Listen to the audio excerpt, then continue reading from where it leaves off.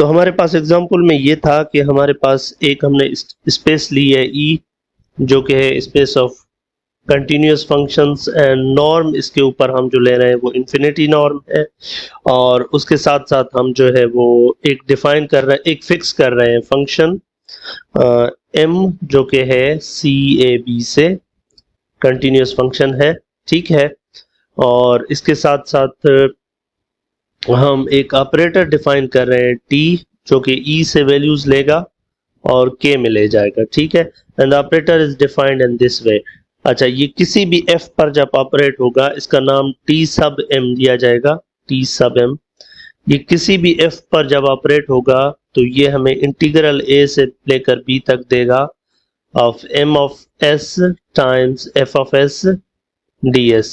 अब इस हमें ये शो करना है इस केस में, what we have to show कि इसका जो क्योंकि ये फंक्शनल है ना, के जो है वो फील्ड है, तो हमें ये शो करना है कि इसका जो एब्सोल्यूट वैल्यू है t sub m of f का, this is less than equal to some c times absolute of norm of f in the infinity sense, ठीक।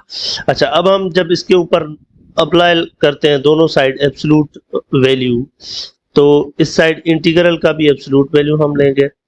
And from your integral calculus you already have the idea कि ये inequality तो hold करती है कि absolute value of integral is less than equal to the integral of absolute value of the function, right?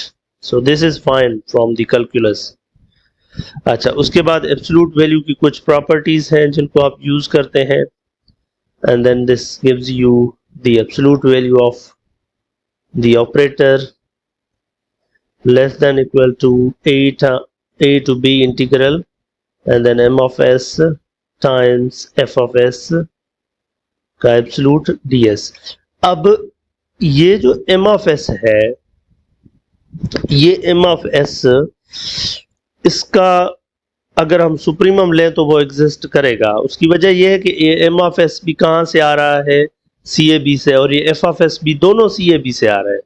और हमें पता है कि ये एक वैल्यू का एब्सोल्यूट है ना, तो ये नॉर्म से दोनों छोटे होंगे, a से लेकर b तक। ये m ऑफ s का norm in the infinity sense ये इससे भी छोटा होगा, ये f ऑफ s इससे भी ये छोटा होगा ds।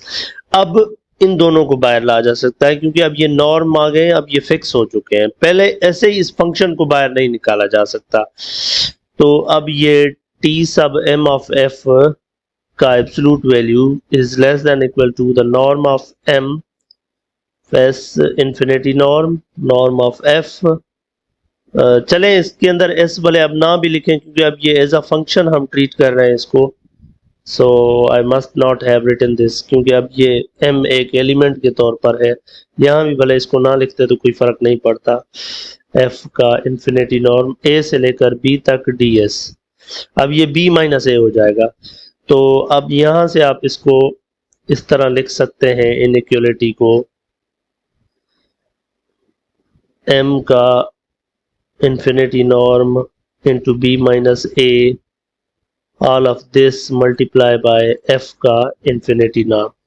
अब क्योंकि ये जो है ना m फिक्स एलिमेंट है तो इसका नॉर्म भी ये फिक्स है, और ये b माइनस a भी कोई नंबर है तो इसको आप c नाम दे देंगे, तो ये आपकी डेफिनेशन को वेरीफाई करना शुरू हो जाएगा, ये बाउंडेड है। बाकी लीनियरिटी खुद शो करें आप, show by yourself linearity, linearity आप खुद